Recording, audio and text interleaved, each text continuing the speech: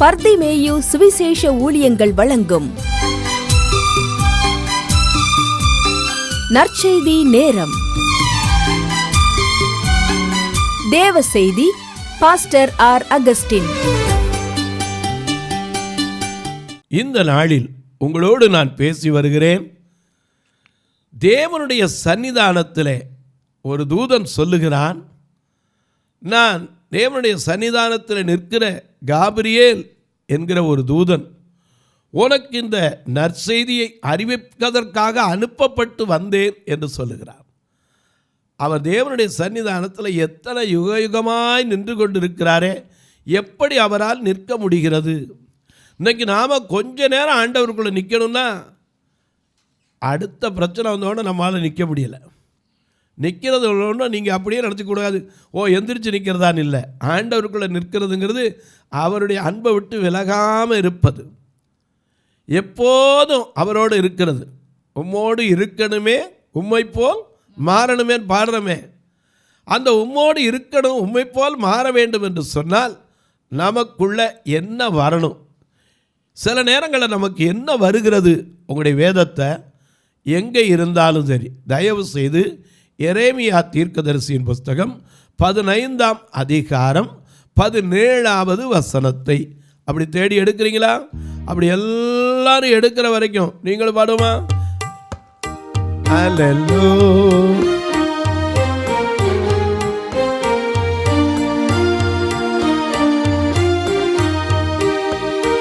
மகிழ்வோம் மகிழ்வோம் தினம் அங்க மகிழ்வோம், இயேசுராஜன் சொந்தமாகினார். மகிழ்வோம் மகிழ்வோம் தினம் அங்க மகிழ்வோம், இயேசுராஜன் சொந்தமாகினார். இந்த பாதளத்தில் சொந்தக்காரர் இந்த உள்ளத்தில் சொந்தமானார். இந்த பாதளத்தில்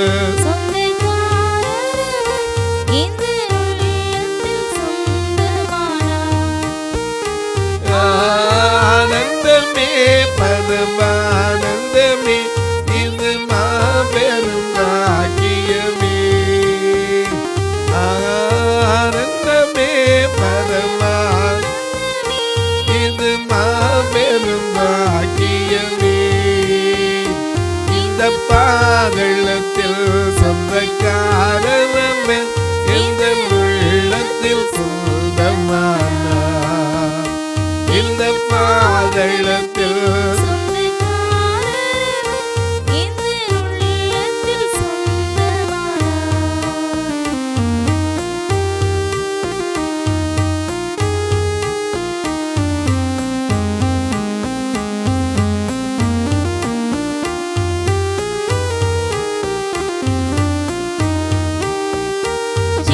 சிறு வயதில் என்னை குறித்து விட்டார், துற போயிலும் கண்டு கொண்டார். சிறு வயதில் என்னை குறித்து விட்டார், துற போயிலும் கண்டு கொண்டார்.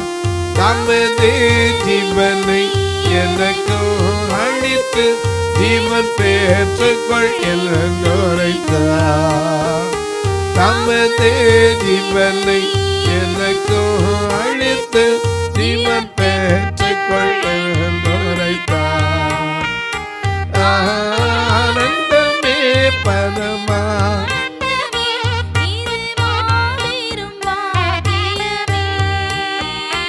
இந்த பாதளத்தில்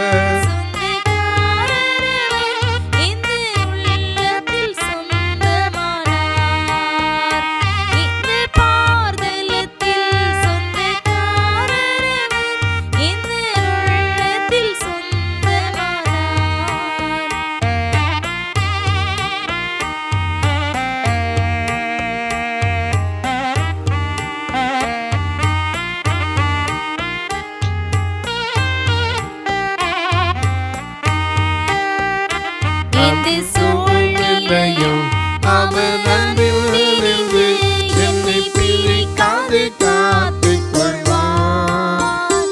இந்த சூழ்நிலையும் அவர் அன்பில்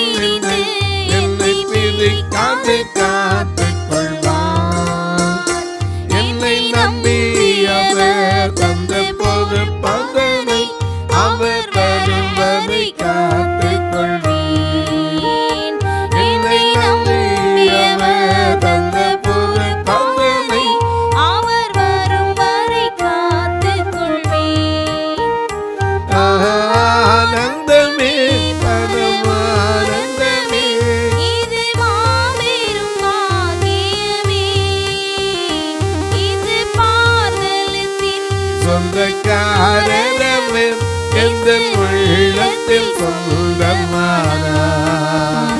இந்த பாதளத்தில்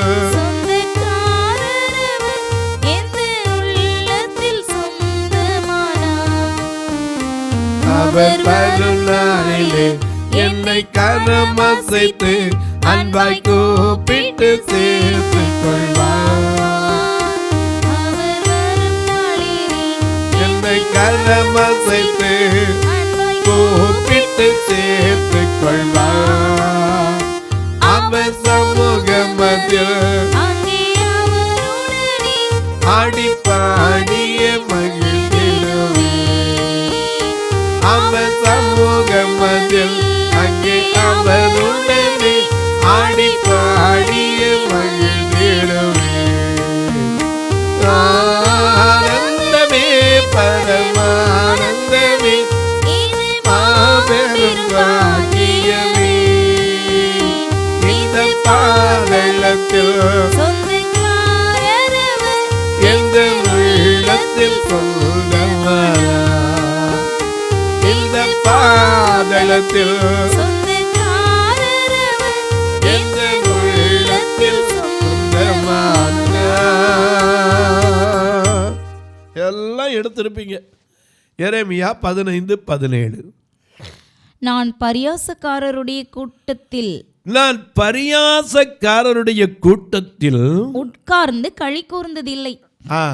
உமது கரத்தின் நிமித்தம் தனித்து உட்கார்ந்தேன். சரி, சலிப்பினால் என்னை நிரப்பினேன். சில நேரத்தில் இப்படித்தான் நம்ம தனித்து உட்கார்ந்து சலித்து போகிறோம். அதனால தான் அவர் சொல்றாரு, நான் உன்னை விட்டு விலகுவதும் இல்லை, உன்னை கைவிடுவதும் இல்லை. எங்கான நடந்தாலும் படுத்திருந்தாலும் கூடவே இருக்கிறார். ஏன்னா நம்ம தனித்து விட்டால் சலித்து போயிடுவோம். ஆனால் மற்றபடிக்கு இந்த வசனத்தின் முன்பகுதி என்ன சொல்லுது பாருங்க, நான் பரியாசக்காரருடைய கூட்டத்தில் உட்கார்ந்து களி கூர்ந்ததில்லை. ஏன்னா அதனால நமக்கு நேரம் போகிறதே தெரியாது. அதில் எவ்வளோ நேரம்னாலும் உட்கார்ந்துருப்போம். இன்னைக்கு ஒரு டிவி பார்க்குறவங்கள பாருங்க, ஒரு சீரியல் ஒரு நிமிஷம் விட மாட்டாங்க. சீரியல்னால ஆசீர்வாதத்தை இழந்தவங்களே எத்தனை பேர் சாட்சியை கேட்டிருக்கேன்.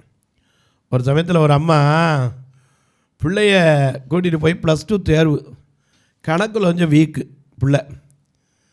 பிள்ளைக்கு டியூஷன் வைக்கணும், எப்படியாவது பிள்ளை படித்து வந்துடணும்னு யோசித்தாங்க. உடனே கொண்டு டியூஷனுக்கு விட்டாங்க. டீச்சர்னு சொன்னாங்க, ஏம்மா நாங்கள்லாம் நல்லா சொல்லிக் கொடுக்குறோமா, தைரியமாக இருக்கும், உங்கள் பிள்ளை நல்லா எழுதிடுனாங்க. ஆனால் என்ன சொன்னாங்க, ராத்திரி 7:30 மணிக்கு கொண்டாந்து பிள்ளைய விடணும், 9:30 மணிக்கு என்ன செய்யணும், கூட்டிகிட்டு போயிடணும். ஏன்னா பொம்பளை பிள்ளையம்மா வயசு பிள்ளைய வாலிபத்தில் இருக்கிறதுனால கொஞ்சம் ஜாக்கிரதையாக நீங்கள் தான் வந்து கூப்பிட்டு போகணும் அப்படின்னாங்க. அதெல்லாம் பரவாயில்ல, நான் வந்துடுவேன். நாங்கள் இப்படி பல நாள் நடந்து கொண்டு வந்து ஒரு நாள் அந்த டீச்சர் சொன்னாங்க, இன்றைக்கி 1/2 hour கூட நடத்த போகிறோம், ஏன்னா பரீட்சை நெருங்கிறதுனால கொஞ்சம் அதிகமாக சொல்லிக் கொடுக்கணும், ஒரு 10 மணிக்கு வந்து கூட்டிகிட்டு போங்கண்ணே. இந்தம்மா பார்த்தாங்க, 10 மணி தானே, போய் டிவி கிட்ட உட்காந்தாங்க. 3 சீரியல் முடித்து 4வது சீரியல் 10 மணிக்கு ஆரம்பிச்சிச்சு. இதையாவது என்ன நடக்குதுன்னு மட்டும் பார்த்துட்டு போயிடுவோம் அப்படின்னு போனாங்க. மணி 10:30 ஆகிப்போச்சு. பிள்ளை அதுக்குள்ளே காணோம். படிக்கிற இடத்துல போய் கேட்டாங்க, இப்போதே பிள்ளைய போயிட்டாங்களம்மா. நான் தான் உங்களை சொன்னேனம்மா, எப்படியாவது கூட்டு போயிருங்க, பிள்ளைய இல்லை உட்காந்துருந்து கூட கூட்டு போயிருங்க, நாங்கள் ஸ்டூல் தரோன்னோம், நீங்கள் தான் நான் கரெக்டாக வந்துடுவேன்னு போனீங்க. கடைசியில் பார்த்தா தன் பிள்ளைகள் போன வழியில் துன்மார்க்கருடைய கையில் அகப்பட்டு சின்னாபின்னப்பட்டதை சொல்லி அந்த தாய் அழுததை இன்றைக்கும் நான் நினைவு கூறுகிறேன். எனக்கு அன்பாருடைய, நாம் இன்றைக்கி மற்ற காரியத்தில் அநேக நேரம் செலவிடுவோம். அதனால தான் இங்கே எரேமியா சொல்றாரு, நான் எங்கே இருந்ததில்லை, பரியாசக்காரருடைய கூட்டத்தில் உட்கார்ந்து களி கூர்ந்ததில்லை. உமது கரத்தின் நிமித்தம், ஆண்டவருடைய கரத்தின் கீழே தான் இருக்கான், ஆனா அவருடைய கரத்தின் நிமித்தம் தனித்திருந்தேன், அதனால சலித்து போனேன்கிறார். ஆண்டவர் நம்மளை சலித்து போக விடுறதில்லை, அதனால தான் நம்ம கூடவே இருக்கிறார். ஆதியாகமம் 39 பார்க்கிறோம், யோசேப்போடு கர்த்தர் இருந்தார். அவன் குழியில் போட்டாலும் அங்கே இருந்தார், அவன் கொண்டு போய் போத்திவார் வீட்டில் போட்டாலும் அங்கே இருந்தார், சிறையில் போட்டாலும் அங்கே இருந்தார். குற்றம் சாட்டப்படாதபடிக்கு அவமானப்படுத்தும் போதும் அவர் கூட இருந்தார், தனித்து விடவில்லை. ஏன்னா நமக்கு தனிமை தான் சில நேரங்களில் நாம் பாடல, தனிமை வாட்டும் போது, தனிமை வாட்டும் போது நல் துணையாயிருப்பவரே. தனிமை வாட்டும் போது நல் துணையாயிருப்பவரே. அதை தாங்கிட பலன் கொடுத்து தயவாய் அழைப்பவரே. அதை தாங்கிட பலன் கொடுத்து தயவாய் அழைப்பவரே. என்னை ஆட்கொண்ட இயேசு உம்மை யார் என்று நான் அறிவேன். ஆட்கொண்ட இயேசு உம்மை யார் என்று நான் அறிவேன். உண்மை உள்ளவனே, உண்மை உள்ளவனே, என்று நன்மைகள் செய்பவனே, என்று நன்மைகள் செய்பவனே. என்னை ஆட்கொண்ட இயேசு உம்மை யார் என்று நான் அறிவேன்.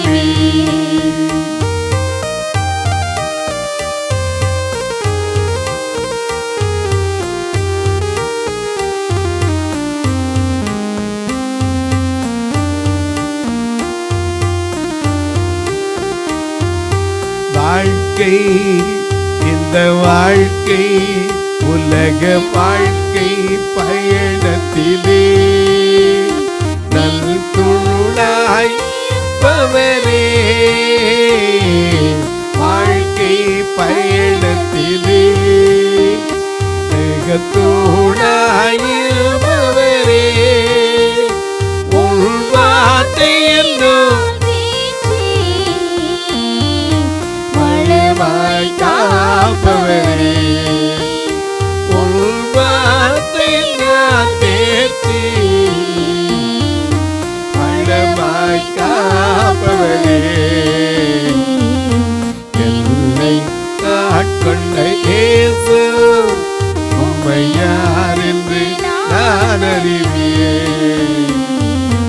என்னை ஆட்கொண்ட இயேசு உம்மை யார் என்று நான் அறிவேன். எரேமியா பெரிய தீர்க்கதரிசி. ஏன்னா அவர் ஆண்டவர் சொன்ன எதையும் செய்வார். ஆனால் அவரே சொல்கிறாரு, நான் துன்மார்க்கரோடு போய் உட்கார்ந்து அதிகமாக நேரத்தை செலவிட்டதில்லை, ஆனால் உம்முடைய கரத்தின் கீழே வந்தேன், தனித்து இருக்கேன், சலித்து போகிறேங்கிறார். ஏன்னா ஆண்டவர் அப்படி எப்படி பயன்படுத்தியிருப்பார்னு கொஞ்சம் பாருங்கள். எரேமியா 13ஆம் அதிகாரத்தில் பார்க்கிறோம். அவரை கூப்பிட்டாரு, ஒரு சணல் கச்சை எடுனார், வாங்கினார். அதை கொண்டு எங்கே வையினார்? மண்ணுக்குள்ளே போதா கூட பரவாயில்ல, ஐபிராத்து நதியின் அண்டையில் போய் அதை நீ என்ன செய்ய, என்னை நோக்கி, கர்த்தர் என்னை நோக்கி, நீ போய் உனக்கு ஒரு சணல் கச்சையை வாங்கி அதை உன் அறையிலே கட்டிக்கோ. அதை முதல்ல கட்டிக்கோ. நீ அதை தண்ணீரை பட விட்டுறாது. ஏன்னா சணல் தண்ணி விட்டா போயிடும், இத்து போயிடும். நான் கர்த்தருடைய வார்த்தையின்படியே ஒரு கச்சையை வாங்கி அதை என் அறையிலே கட்டிக்கொண்டேன். இரண்டாம் இசை திரும்ப கர்த்தருடைய வார்த்தை உண்டாகி நீ வாங்கினதும் உன் அறையில கட்டி இருக்கிறதுமான அந்த சணல் கச்சை எடுத்துக்கொண்டு எழுந்து ஐபிராத்து நதி அன்றைக்கு போய் அதை அங்கே ஒரு கன்மலை வெடிப்பிலே ஒளித்து வையினார்.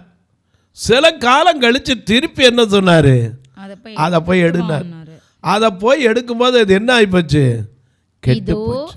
இதோ கச்சை கெட்டு ஒன்றுக்கும் உதவாம போயிட்டு. உடனே சொன்னார், மனுபுத்திரனே, அவர் சொன்னார், இது எது தெரியுமா, யூதா வம்சத்துக்கு அங்கே அழகா சொல்லியிருக்கா, அது கெட்டு போயிட்டு. அது தொடர்ந்து வாசிக்க.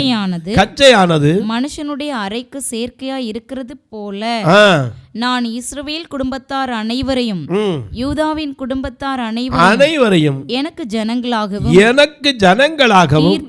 கீர்த்தியாகவும் துதியாகவும் மகிமையாகவும் சேர்க்கையாக்கிக் கொண்டேன்.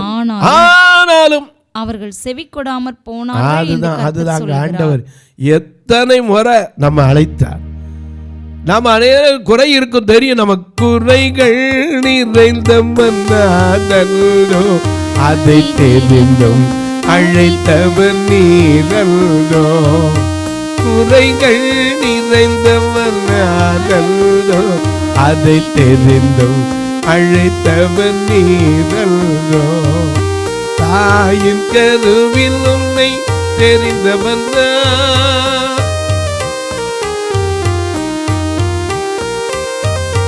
தாயின் கருவில் உன்னை தெரிந்தவன் தான். பின்னே வாயன முன் செல்ல, பின்னே வாயன முன் செல்ல.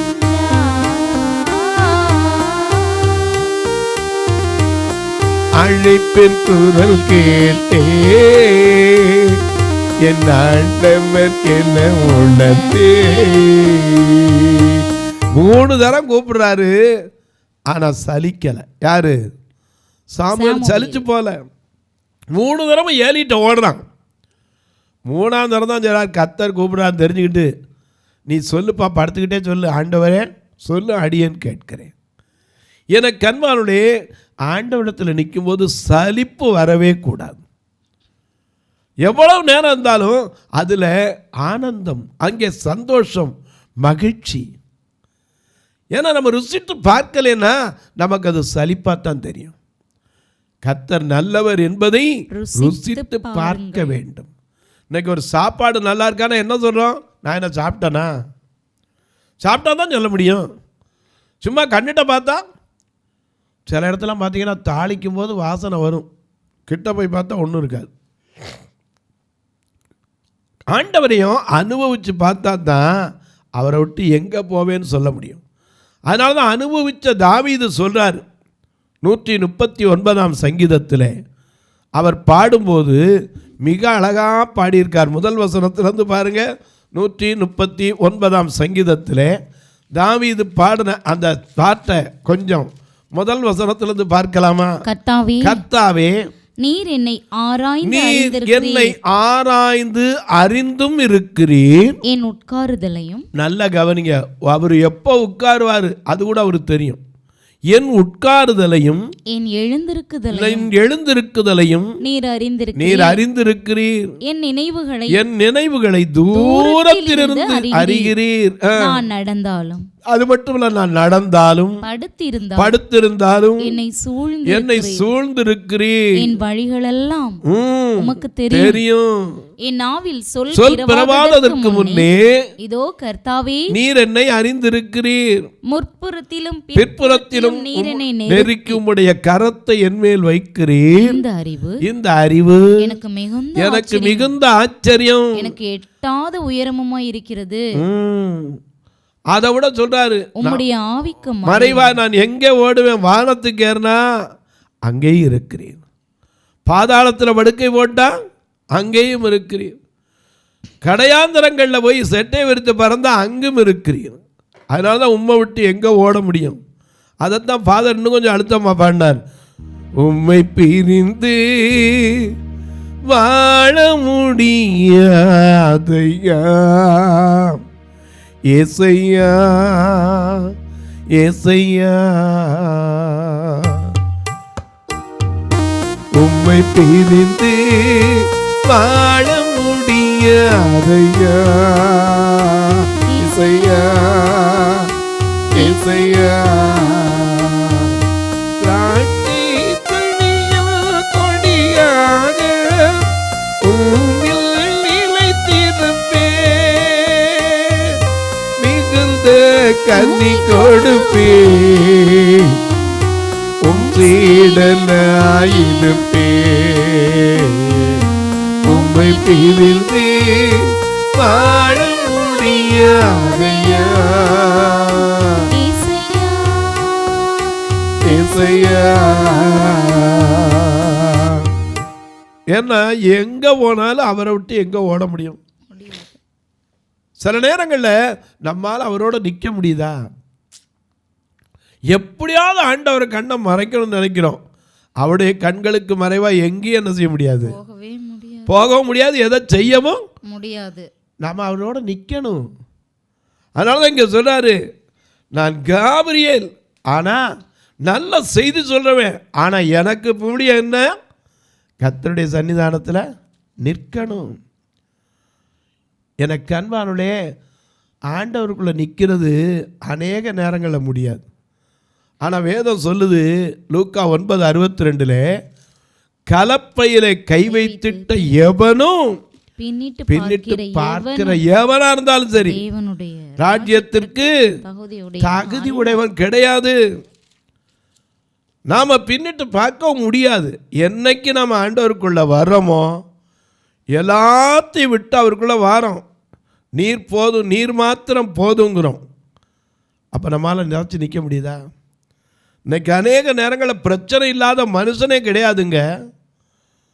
கவலை இல்லாத மனுஷன் இருக்கானா, கஷ்டம் இல்லாத மனுஷன் இருக்கானா, கண்ணீர் இல்லாத மனுஷன் இருக்கானா, உபத்திரவம் இல்லாத மனுஷன் இருக்கானா? எல்லா மனிதனும் உணர்வு கலந்த கலவை தான் மனிதன். எல்லா உணர்வும் உண்டு. ஆனால் எல்லாத்துக்கும் பதில் எங்கே மட்டும்தான் உண்டு? தேவனுடைய சன்னிதானத்தில் தான் உண்டு.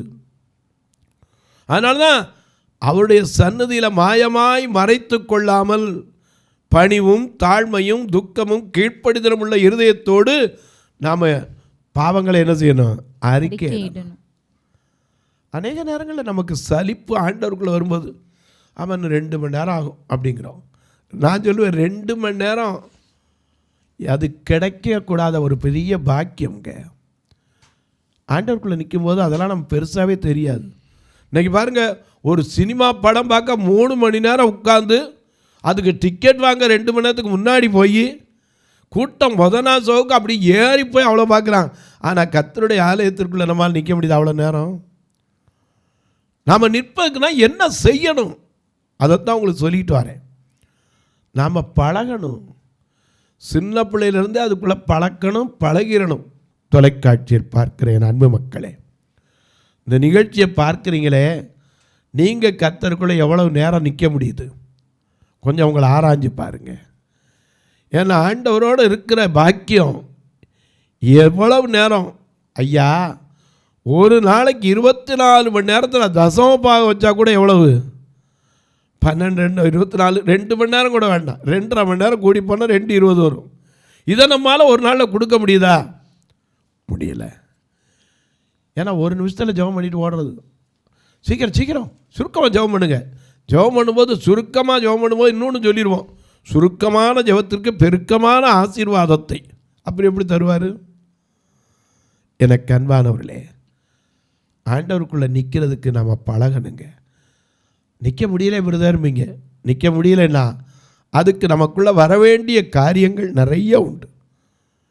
இந்த நிகழ்ச்சியை பார்க்குற நீங்கள் ஆண்டவர்கிட்ட கேளுங்க, ஆண்டவரை உமக்குள்ளே நிற்பதற்கு என்னை இன்னும் கொஞ்சம் தகுதிப்படுத்துங்க, இன்னும் கொஞ்சம் பலப்படுத்துங்க, இன்னும் கொஞ்சம் பழக்கப்படுத்துங்க. எனக்கு அன்பானவர்களே, எனக்கு தெரிய வயசான அம்மையார், 85 வயசான அம்மையார் இன்றைக்கி பைபிளை எடுத்து படிப்பாங்க. ஆனால் இன்றைக்கி இருக்கிற வாலிப பிள்ளைய சர்ச்சுக்கு பைபிளை கொண்டு வரக்க தூக்குறதுக்கு வெக்கப்பட்டு போயிடுறோம். ஆண்டவர்கள் அப்புறம் எப்படி நிற்கிறது? நாம் ஆண்டவரோடு நின்னா எத்தனை இன்னல்கள் வந்தாலும் உம்மை பிரியேன்னு சொன்னோம்னா நிச்சயமாக நமக்கு எதிராய் வருகிற எவ்வளோ பெரிய தீமையாக இருந்தாலும் மலை போல இருந்தாலும் அது பனி போல மாற்றுவார். இன்னைக்கு நீங்களும் இந்த ஊழியத்துக்காக ஜெபிங்க. ஒரு வார்த்தை, ஏன்னா எங்கள் சபை 2மே பார்வையில்லாத மக்கள், 2 கண்ணு தெரியாத மட்டுமில்லை, எந்த வேலை இல்லாத மக்கள். ஆனால் இவர்களும் ரட்சிக்கப்பட வேண்டும். நல்ல பார்வை உள்ளவங்களுக்கு இன்றைக்கி வேலை இல்லை, இவங்களுக்கு என்ன வேலை இருக்கும்? ஆனால் இவர்களும் ரட்சிக்கப்பட்டு தேவனுடைய ராஜ்யத்துக்கு கண்டிப்பாக போய் சேரணும். மதுரையில் ஒரு ஆலயம், திருநெல்வேலியில் ஒரு ஆலயம் உண்டு. ஒவ்வொரு ஞாயிற்றுக்கிழமையும் எல்லாரையும் நான் சாப்பிட வச்சு தான் அனுப்புவேன். நீங்களும் இந்த ஊழியத்திற்காக ஜெபிங்க. கர்த்தர் ஏவினால் உங்கள் பிறந்த நாள், திருமண நாள், நல்ல நாட்களிலே ஒரு உணவு கொடுக்க உதவலாம், ஒரு ஊன்றுகோல் கொடுக்க உதவலாம், ஒரு கட்டுமான பணி கொடுக்க உதவலாம், ஒரு பார்வையற்ற மக்கள் மரித்தா கூட. ஏன்னா நரசிங்கநல்லூரில் ஒரு நண்பர் இருக்கிறார், அவர் பேர் சொல்லக்கூடாது, ஒரு வெல்டிங் வைக்கிற நண்பர். அவர் நான் சொன்னேன், இந்த பார்வையில்லாத மக்களுக்கு அடக்கம் பண்ணும்போது ஃப்ரீசர் வாகனம் எடுத்து இவங்களை பாதுகாத்து அடக்கம் பண்ணுறதுக்கு 4500 ஃப்ரீசருக்கு வண்டிக்குமே வாடகை வந்துடுது, இதுக்கு யாராவது ஒருத்தர் பாரப்பட்டவங்க இருந்தால் எழும்புங்கன்னு சொன்னோன்னே அவர் தன்னுடைய வெல்டிங் காரியத்தில் சிரமப்பட்டு பார்க்குற சம்பாத்தியத்தில் அவர் சொன்னார், நான் ஃப்ரீசர் கொடுத்துருவையா, நான் ஃப்ரீசர் வாங்கி தரையா. இன்னொருத்தர் அதை வாகனம் கொண்டு போகிறதுக்கு ஒரு வாகனத்தை வைக்கணும். ஏன்னா இப்போ மதுரையிலலாம் நூற்றுக்கணக்கான பார்வையற்ற மக்கள் குடும்பமாக அங்கே இருக்கிறாங்க. இவங்க மறிக்கும் போது சொந்தக்காரனுக்கு மனசு வராது, ஆனால் எனக்கு ஒரு தாகம் உண்டு. ஏன்னா நான் ரொம்ப வாழ்க்கையில் கஷ்டப்பட்டு தான் ஆண்டவருக்குள்ளே இன்னைக்கு முன்னேறினேன். அவர் தான் என்னை கொண்டு வந்தார், அவர் தான் நடத்தினார்னு தான் சொல்லுவேன். அப்படிப்பட்ட சூழ்நிலையில் இவர்களுக்கு அந்த காரியத்தை நான் செஞ்சு வச்சுக்க போகணுன்னு ஆசை. கர்த்தர் அதற்காக ஏவுகளில் ஜெபிங்க. உங்களுடைய ஜெபக்காரியம் எது இருந்தாலும் காலைல 10லேருந்து 5க்குள்ளே சொல்லுங்கள். எப்படி பிரதர் தாங்க, இதில் 2 நம்பர் ஃபோன் நம்பர் வந்துக்கிட்டே இருக்கும். அதில் ஜிபே ஃபோன்பே உண்டு. ஒருவேளை ஐயா நாங்கள் சுவிசேஷ பணிக்காக கொடுக்கணும்னு கேட்டிங்கன்னா அதுக்கு தனி நம்பரும் இருக்குது. ஒருவேளை ஐயா நாங்கள் கணக்கு வைப்பதற்கு கொடுப்பதற்கு அப்படின்னீங்கன்னா அதுக்கு தனி நம்பர் இருக்குது. என்கிட்ட கேளுங்க, உங்களுக்கு தருகிறேன். நிச்சயமாக நீங்கள் 1 வருஷம் போட்ட காணிக்கை கூட உங்கள் கணக்கு வைக்கிறதுக்கு மொத்தமாக பில் எடுத்து உங்களுக்கு கொடுக்கலாம், வைத்துக்கொள்ளலாம். அதுக்கு வாய்ப்பு உண்டு. என்னோடு தொடர்பு கொள்ளுங்க, நானும் உங்களுக்காக இப்போ ஜெபிக்கட்டுமா? நல்ல பிதாவே, நன்றியோடு துதிக்கிறோம் சுவாமி. உமக்குள்ளே இன்னும் வளர, இன்னும் உம்மை அறிந்து கொள்ள ஒவ்வொருவரையும் பலப்படுத்துங்க, தகுதிப்படுத்துங்க. எங்களுக்குள்ள இருக்கிற பலவீனங்களை மாற்றுங்க, சோர்வு அசதிகளை மாற்றுங்க. இந்த ஊழியத்தை தாங்குகிற, ஜெபிக்கிற, கொடுக்கிற எல்லா மக்களையும் இயேசுவின் நாமத்தில் ஆசீர்வதித்து ஜெபிக்கிறேன். உடைய குடும்பங்கள், உறவினர்கள், பெற்றோர், பிள்ளைகள் எங்கிருந்தாலும் குறைவில்லாமல் வாழட்டும். இயேசுவின் நாமத்தில் ஜெபிக்கிறேன் நல்ல பிதாவே, ஆமென். சபை ஆராதனை ஞாயிறு காலை 10 மணி முதல் 12 மணி வரை. இடம் பர்திமேயு சுவிசேஷ ஆலயம், அன்னை சத்யா நகர், இளமனூர் அஞ்சல், சக்கிமங்கலம் வழி, மதுரை மாவட்டம். பின்கோட் 625201 மற்றும் பர்திமேயு சுவிசேஷ ஜெப வீடு, flat number 107, Eden garden, Muthur, Tirunelveli. Pin code 627011. சிறப்பு உபவாச கூட்டம் ஒவ்வொரு மாதமும் 2வது சனிக்கிழமை காலை 10 மணி முதல் 1 மணி வரை நாகர்கோவில் YMCA ஹாலில் வைத்து நடைபெறுகிறது. மற்றும் ஒவ்வொரு மாதமும் 4வது சனிக்கிழமை காலை 10 மணி முதல் 1 மணி வரை திருநெல்வேலி புதிய பேருந்து நிலையம் அருகில் உள்ள கிரேஸ் ஹாலில் வைத்து நடைபெறுகிறது.